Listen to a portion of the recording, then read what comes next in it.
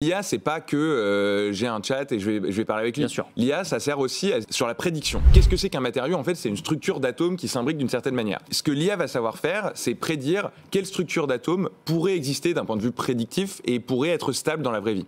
Et ensuite, ce que nous, on va faire, c'est en partant de cette prédiction-là, on va demander à des modèles qui s'appellent des graph networks de dire quels sont des recettes possibles pour arriver à fabriquer ce matériau dans la vraie vie. Nous, c'est ça notre boulot. C'est comme une recette de cuisine avec plein de variables.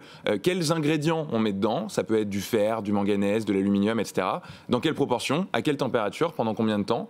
Et après, vous faites une popote on fait plein de popotes en parallèle, d'après ce que nos modèles d'IA ont donné, dans un laboratoire où on va paralléliser plein d'expériences. Et donc, on arrive à être 100 fois plus rapide qu'une équipe d'humains grâce à ça. Dans les moteurs électriques, on a besoin d'aimants permanents qui ne vont pas se démagnétiser rapidement.